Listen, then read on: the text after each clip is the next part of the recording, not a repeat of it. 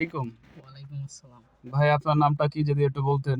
আমার নাম হলো জোরে বলুন। আসিফ শেখ। এই তো তাই। আসিফ? আসিফ শেখ।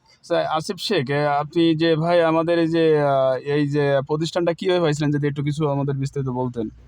এটা পেয়েছিলাম আপনার ফেসবুকে আরকি সার্চ করছিলাম ড্রাইভিং আরকি। কি দিয়ে সার্চ দিছিলেন?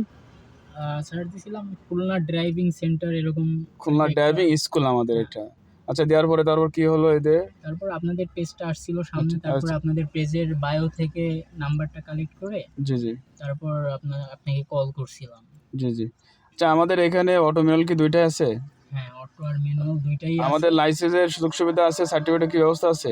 হ্যাঁ, লাইসেন্সের সুযোগ সুবিধা আছে। আর সার্টিফিকেটের সার্টিফিকেটের সুযোগটাও আছে। আচ্ছা যাক।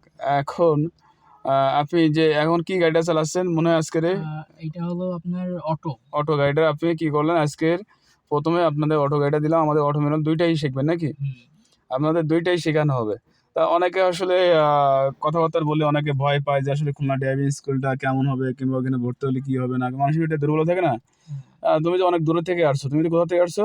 আমি আসছি হলো খুলনা এই আপনার রূপসা ব্রিজ থেকে। মানে রূপসা ব্রিজ থেকে ওইখান থেকে একটু দূর হবে কি গ্রাম তোমাদের পুটিমারি। নাম কি? পুটিমারি গ্রাম থেকে পুটিমারি। আসছো।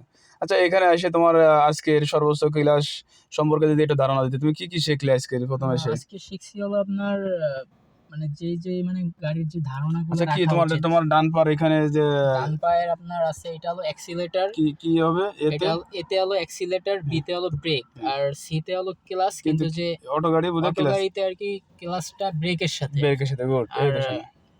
আর ম্যানুয়ালটা আরকি বাম পায়ে থাকবে ক্লাচটা। জি, জি। ওইটা আরকি এইটায় নাই। যাক সুন্দর। তো যেটা দূরে যাচ্ছে ওটার নাম কি? এটা হলো আপনার স্টার্টিং। স্টার্টিং হুইল কি ধরাও কিন্তু হয় না। এবার হাত নিচে নামাও। এটা এবার হলো ধরা ঠিক আছে। স্টার্টিং। হ্যাঁ। আর স্টার্টিং এর সামনে যে কালো যেটা এটা কি বলে? এটা হলো ড্যাশবোর্ড। ড্যাশবোর্ড সুন্দর। যেটার পরে বসে আছে ওটার নাম কি বলে? এটা হলো সিট।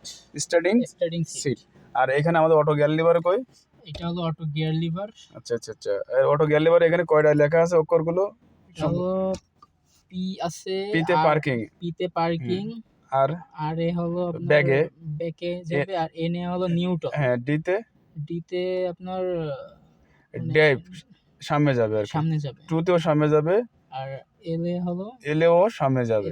এল এও সামনে যাবে। তাহলে এই ৩ টা সম্পর্কে তো আমাদের সামনে যাবে। কিন্তু ৩ টা হ্যাঁ, সম্পর্কে তো আমাদের ধারণা রাখতে হবে, তাই না? হ্যাঁ, হ্যাঁ, তাই ধারণা ডি তে রাখতে হবে। স্বাভাবিক চলে আর 2 তে যদি গাড়ি কোনো ফাঁইসে যায় তাহলে সেক্ষেত্রে হবে। আর এন এ কি হবে? এন এ হলো নিউটন।